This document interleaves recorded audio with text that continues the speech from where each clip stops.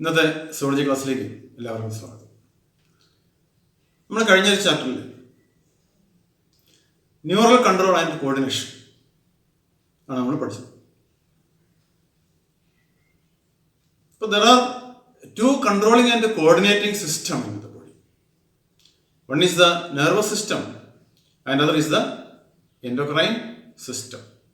നമ്മൾ കഴിഞ്ഞ ചാപ്റ്ററിൽ പഠിച്ചതുപോലെ nervous system control and coordinate ചെയ്യുന്നതിന് ന്യൂറൽ കൺട്രോൾ ആൻഡ് കോർഡിനേഷൻ എന്നാണ് നമ്മൾ പറയുക. നമ്മൾ അതിനെക്കുറിച്ചാണ് കഴിഞ്ഞ ചാപ്റ്ററിൽ നമ്മൾ വിശദമായി ഡിസ്കസ് ചെയ്തത്. എന്നാൽ നമുക്കറിയാം, കഴിഞ്ഞ ചാപ്റ്റർ എടുക്കുമ്പോൾ തന്നെ നമ്മൾ പറഞ്ഞിരുന്നു, every activity in the body, the functioning of every tissue or every cell in our body cannot be controlled and coordinated by the nervous system. For example, growth is by cell division, and that cannot be controlled by nervous system. And many metabolic activities cannot be regulated, controlled by the nervous system. Osmoregulation, maintenance of the concentration of different ions, etc., cannot be controlled by nervous system. So these control and coordination, which cannot be controlled by nervous system, are controlled or coordinated by certain chemical substances in the body, releasing certain chemical substances in the body called hormones. And such a control and coordination by the hormones and the glands which secrete these hormones, called endocrine glands, is called chemical control and coordination. Chemical control.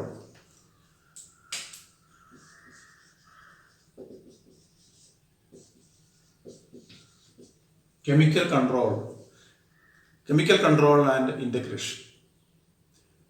Okay. So chemical control and coordination is carried out by or performed by the endocrine system of our body. Endocrine system. What's an endocrine system? Endocrine system is made up of endocrine glands. Endocrine glands.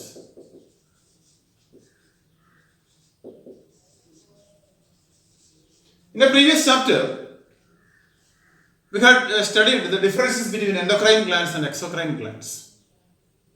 എന്താണ് endocrine glandsum exocrine glands നമ്മുടെ difference നമ്മൾ glance എന്ന topic കൈകാര്യം ചെയ്യുമ്പോൾ നമ്മൾ പഠിച്ചതാണ്. എന്താണ് endocrine glands? Endocrine glands are ductless glands. Ductless glands.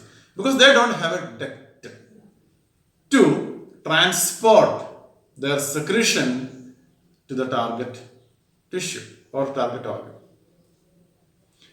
Instead, these glands directly open into a blood vessel, and their secretions, called hormones, are released into the blood, and the blood transports them to different parts of the body or where their action is required. So hormones are the secretions of these endocrine glands. Generally, they are called hormones, and each endocrine gland has its own hormone, and they have a specific name also. Okay.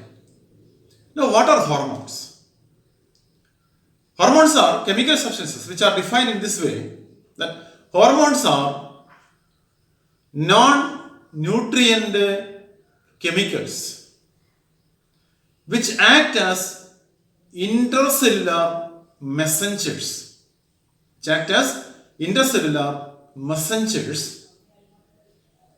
and are produced in trace amounts. This is the definition given to hormones.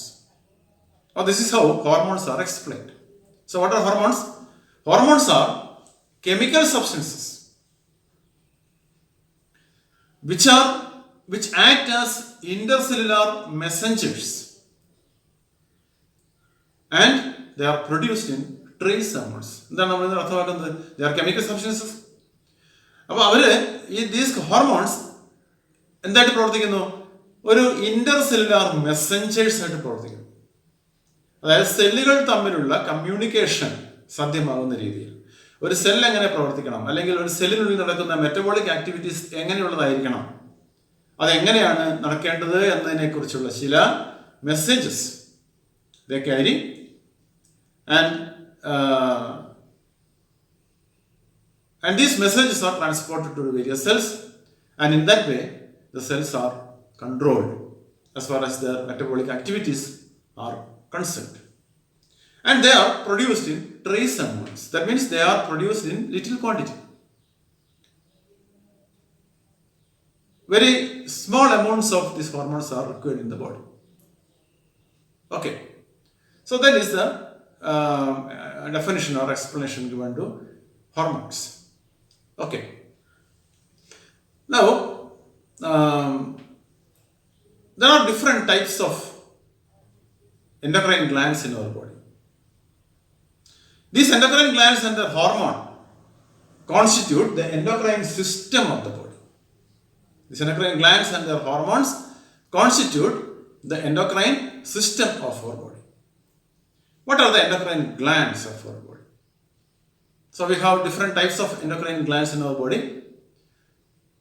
Let us name them. Pituitary. One is pituitary hormone, pituitary gland.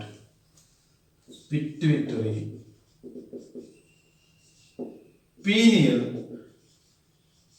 Pineal gland. Then thyroid gland, parathyroid gland, and thymus gland, pancreas, adrenal gland, and gonads. So these are the different endocrine glands in the body: pituitary, pineal, thyroid, parathyroid, thymus, pancreas, adrenal, and gonads.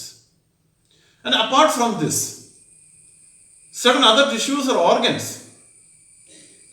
also produce hormones, and they also perform the functions of the endocrine gland.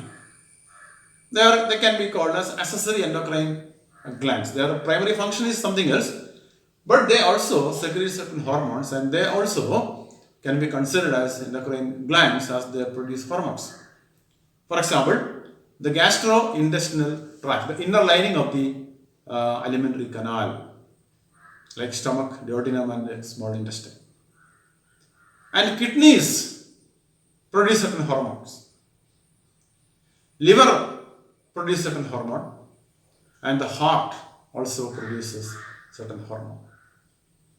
Okay, so apart from these endocrine glands, these are called organized endocrine glands. Organized endocrine glands, or glands which whose main function is to produce the hormone.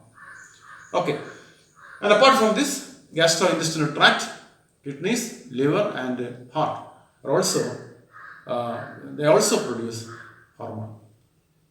Okay. Now, apart from these endocrine glands and the hormones, certain other chemical substances also produced by individual cells of the body, or certain group of cells in the body, also act as hormones. And they also come under the general definition of hormones that we had just now seen. Chemical substances act as intracellular messengers and produced in trace amounts.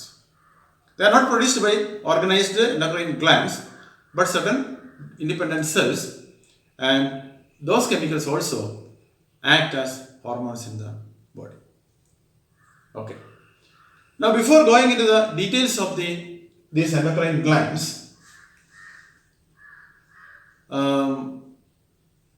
we'll have to discuss about hypothalamus. Hypothalamus is not an endocrine gland. It's not considered as an endocrine gland. It's a part of the brain. It is seen below the cerebrum, below the thalamus. It's a small area there. And it has several neural functions. It's a part of the brain. It is considered as a part of the forebrain. But hypothalamus secretes certain secretions which are called neurohormones.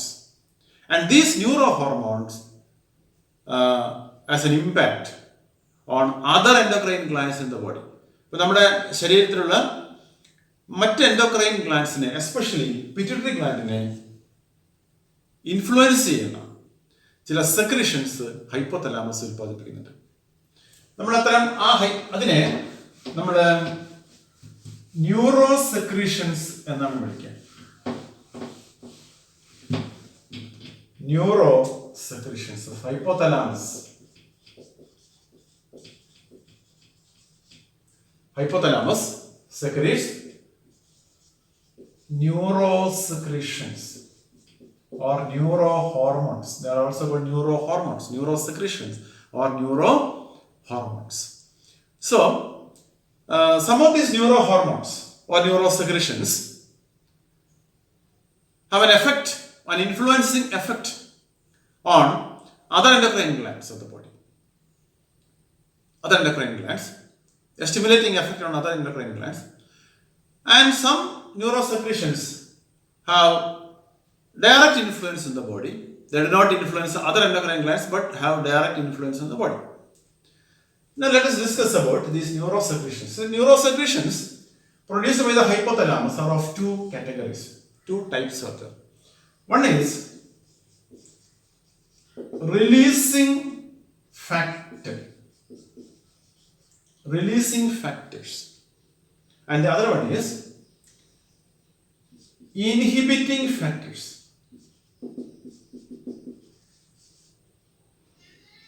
Inhibiting factors.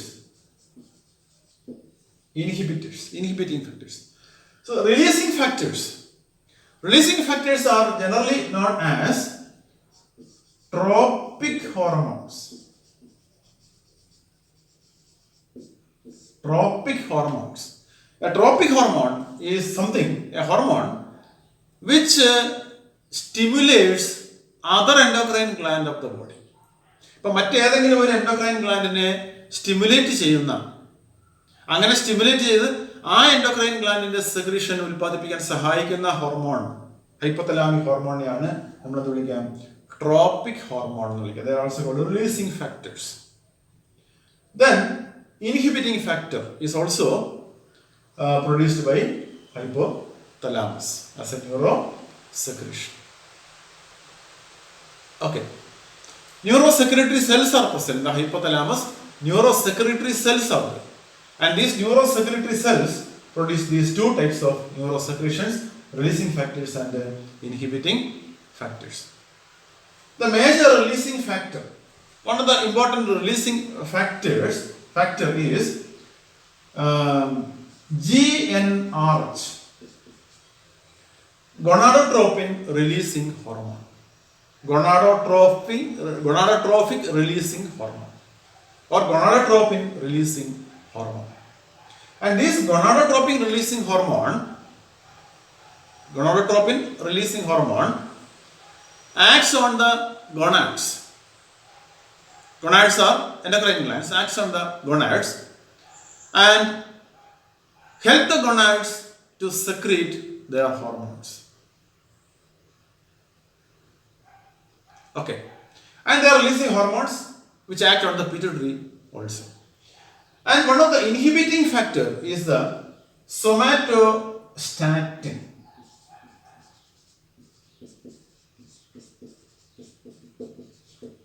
Somatostatin.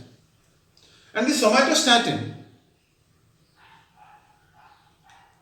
is an inhibiting hormone which acts on the pituitary and inhibits the production of growth hormone. So growth hormone is a hormone produced by the pituitary.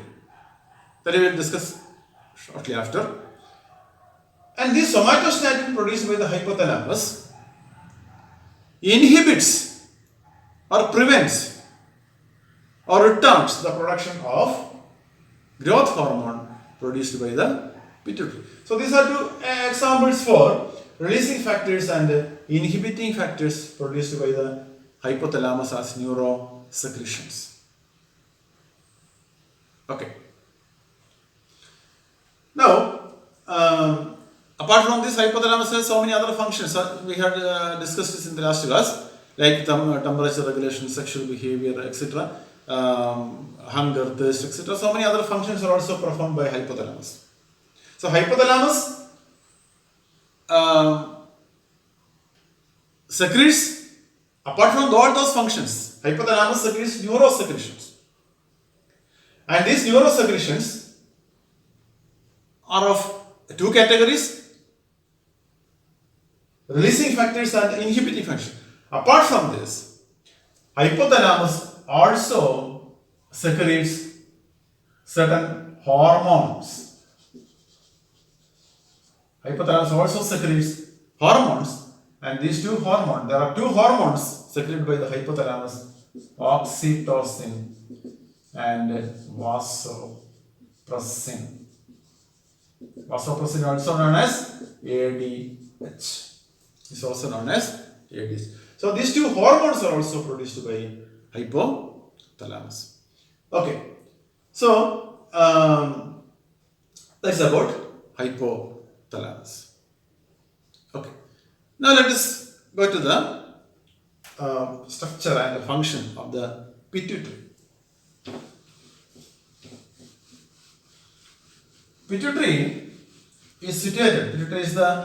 Pituitary was considered as the master gland of the body.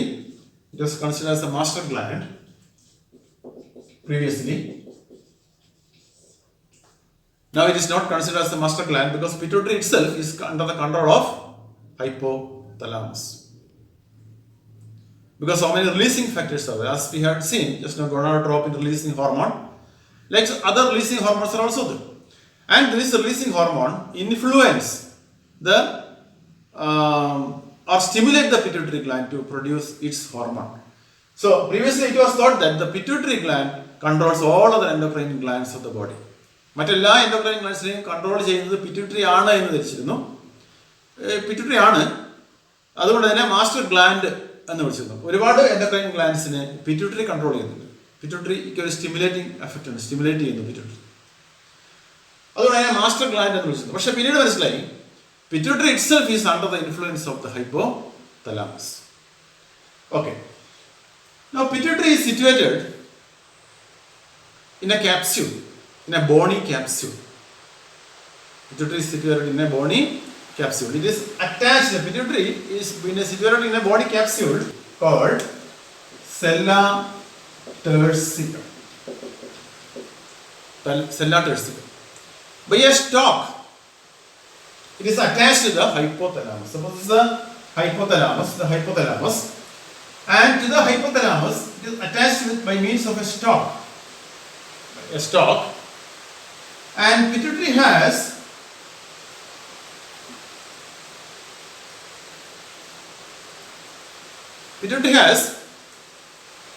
two regions. Anatomically, it has two regions. The stalk of the pituitary, and this is the hypothalamus.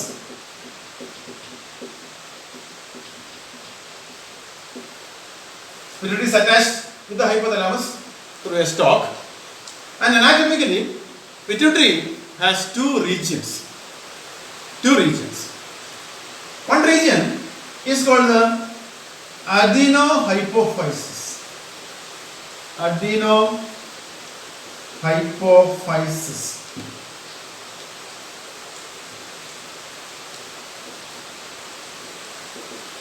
Adenohypophysis, and the other one is called neurohypophysis.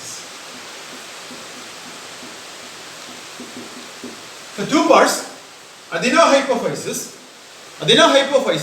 and neurohypophysis. So this adenohypophysis again has two regions. One is the pars distalis, and a pars intermedium.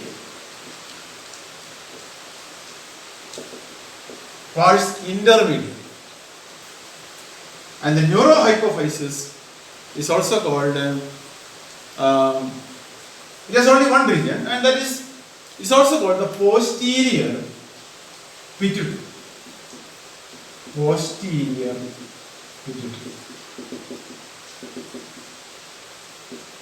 And pars distalis is called anterior pituitary.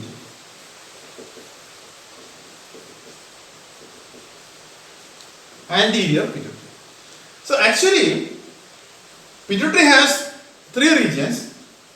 One is the anterior pituitary or pars distalis, a pars intermedia, and a posterior pituitary. Okay. This pars intermedia in human beings, this pars intermedia has no much role. It is merged with the pars distalis. Functionally, this part is inactive. In the case of human being, this pars intermedia is functionally inactive, and it is almost merged with the pars distalis. So only two major regions can be identified. One is the pars distalis of the anterior pituitary and the neurohypophysis of the posterior pituitary. These are the two major parts of the pituitary. Let us see once again. Pituitary is attached to the hypothalamus by a stalk, and it has two major regions. One is the adenohypophysis and the other one is neurohypophysis. Neurohypophysis is also known as posterior pituitary, and adenohypophysis has two regions, pars distalis or anterior pituitary and pars intermedia. But actually, these pars distalis and pars intermedia are almost merged together in the case of human being, because pars intermedia is functionally inactive in the case of human being, and pars distalis or the anterior pituitary and neurohypophysis or the posterior pituitary are the two major portions of, two major structures, two major parts of the, two major regions of the pituitary gland. Okay. Now let us talk about the anterior pituitary. Anterior pituitary or pars distalis. What are the hormones of the anterior pituitary? So anterior pituitary, and before going to that, this hypothalamus and the pituitary, the anterior pituitary, are connected together, functionally connected together by means of a portal system. That portal system is called hypophyseal portal system. Hypophyseal portal system or hypothalamic portal system. So, you know what is portal system? What is the portal system that we have already discussed in the circulation of body fluids, the chapter circulation of body fluids? We have already discussed what is portal system. So there are two portal systems in human being. One is the hepatic portal system and the other one is hypothalamic portal system or hypophyseal portal system. Okay. A portal system is a system in which a blood vessel takes its origin, a portal vein takes its origin in the form of capillaries. Here, in the form of capillaries, the blood vessel takes its origin, and this is the portal vein, and this portal vein enters into another organ and ends into capillaries there. And these capillaries join together to form another vein that takes away the blood. Okay. So this is the portal system. A portal system is in which the blood is collected in the form of capillaries to form a portal vein, and the portal vein ends up in capillaries in another organ. So that system is called the portal system. Okay. So the releasing hormones, the releasing factors or neurosecretions produced in the hypothalamus reaches the anterior pituitary through this portal system. അപ്പൊ ഇവിടെ ഹൈപ്പോതലാമസിൽ ഉണ്ടാക്കുന്ന, നേരത്തെ നമ്മൾ പറഞ്ഞല്ലോ, hypothalamus neuro secretions ഉണ്ടാക്കുന്നു, അത് പിറ്റ്യൂട്ടറിയെ influence ചെയ്യുന്നു എന്നൊക്കെ നമ്മളിപ്പോൾ പറഞ്ഞതേ ഉള്ളൂ. അപ്പൊ ഇങ്ങനെ ഹൈപ്പോതലാമസിൽ ഉണ്ടാകുന്ന ന്യൂറോ സെക്രീഷൻസ് ഒക്കെ തന്നെ, അത് റിലീസിങ് ഫാക്ടേഴ്സ് ആയാലും ഇൻഹിബിറ്റിംഗ് ഫാക്ടേഴ്സ് ആയാലും, അവിടെ ഉണ്ടാക്കുന്ന ഈ ന്യൂറോ സെക്രീഷൻസ് ഒക്കെ ഈ പിറ്റ്യൂട്ടറിയിലേക്ക് എത്തി പിറ്റ്യൂട്ടറിയെ സ്റ്റിമുലേറ്റ് ചെയ്ത് പിറ്റ്യൂട്ടറിയെ ഇൻഫ്ലുവൻസ് ചെയ്യും. അപ്പൊ അത് സാധ്യമാകുന്നത് ഇവിടെ ഉണ്ടാകുന്ന ന്യൂറോ സെക്രീഷൻസ് ഒക്കെ ഈ പോർട്ടൽ സിസ്റ്റം വഴിയാണ്, അല്ലെങ്കിൽ ഈ ബ്ലഡ് സിസ്റ്റം, ഈ പോർട്ടൽ ബ്ലഡ് സർക്കുലേഷൻ വഴിയാണ് എവിടെ എത്തുന്നത്? ഈ പിറ്റ്യൂട്ടറിയിൽ എത്തുന്നത്, ആന്റീരിയർ പിറ്റ്യൂട്ടറിയിൽ എത്തുന്നത്. ഓക്കെ, ഇനി നമുക്ക് ആന്റീരിയർ പിറ്റ്യൂട്ടറി അല്ലെങ്കിൽ പാർസ് ഡിസ്റ്റാലിസ് ഉൽപ്പാദിപ്പിക്കുന്ന ഹോർമോൺസ് ഏതൊക്കെയാണ് എന്ന് നോക്കാം. 6 പ്രധാനപ്പെട്ട ഹോർമോണുകളാണ് ഈ ആന്റീരിയർ പിറ്റ്യൂട്ടറി ഉൽപ്പാദിപ്പിക്കുക. 6 പ്രധാനപ്പെട്ട ഹോർമോണുകൾ. അത് ഏതൊക്കെയാണ് എന്ന് നമുക്ക് നോക്കാം.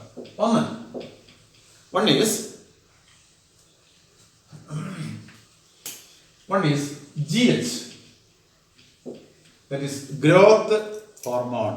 GH or growth hormone is also called somatotropic hormone. Somatotropic hormone, STH. Growth hormone is also called STH. Full form of STH is somatotropic hormone. Okay. Then the second one is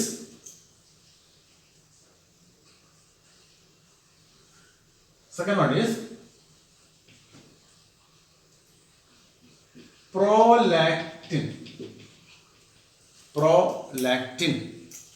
And the third one is ACTH. ACTH means adrenocorticotropic hormone. And the fourth one is FSH. FSH is follicle stimulating hormone. FSH. And the fifth one is LH. LH is luteinizing hormone. And the sixth one is TSH. Thyroid stimulating hormone. Okay. So these are the 6 hormones of the anterior pituitary or pars distalis. Let us see one by one.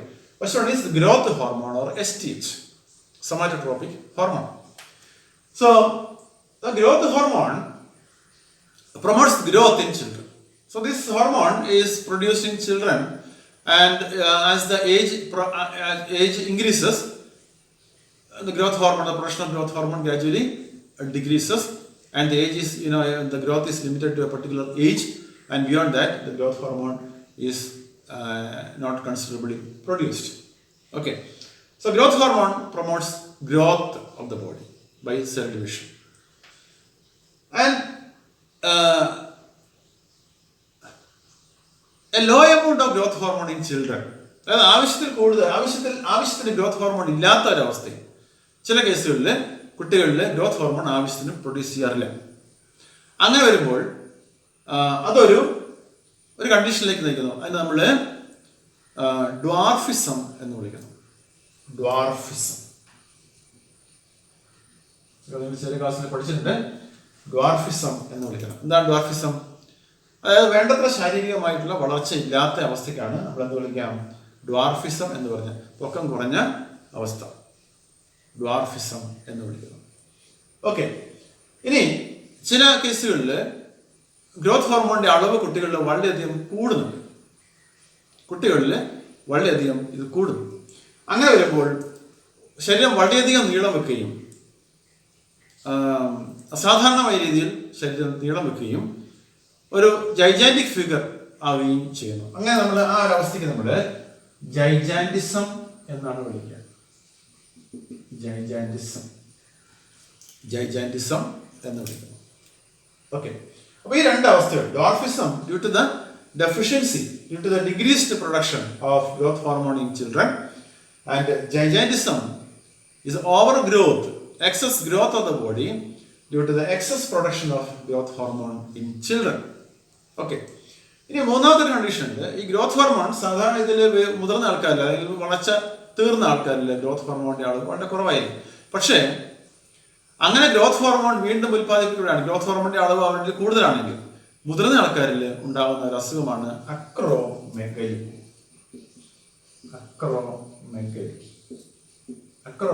ഇംപ്രൊപ്പോർഷനേറ്റ് growth of body parts, body organs ആണ്. ഇപ്പോൾ കൈകൾക്ക് അതുപോലെ ബോഡിയുടെ എക്സ്ട്രിമിറ്റീസിനൊക്കെ കൂടുതൽ വളർച്ച സംഭവിക്കുന്നു. അതിനാണ് നമ്മൾ acromegaly എന്ന് വിളിക്കുക.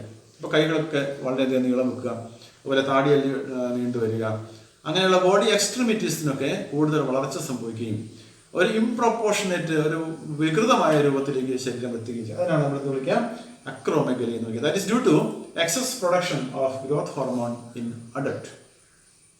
ഓക്കെ, അപ്പോൾ ഈ 3 കണ്ടീഷൻസ് കുട്ടികളിലാണ് ഡ്വാർഫിസം, ജൈജാൻറ്റിസം ഉണ്ടാവുക. Dwarfism is due to low production of growth hormone in children, so that the growth of the body, physical growth is stunted. Okay. Then gigantism is due to the excess production of growth hormone in children, due to which the excessive body growth takes place. Okay, that's gigantism. And acromegaly is due to the overproduction of growth hormone in adults that results in improportionate growth of body parts, like lengthening beyond the proportion, lengthening of the hands beyond the proportion, and the growth at the extremities, excess growth of body extremities, leading to a deformed body structure. നമ്മൾ acromegaly എന്നാണ് വിളിക്കുക. ഇന്നത്തെ class നമുക്ക് ഇവിടെ അവസാനിപ്പിക്കാം.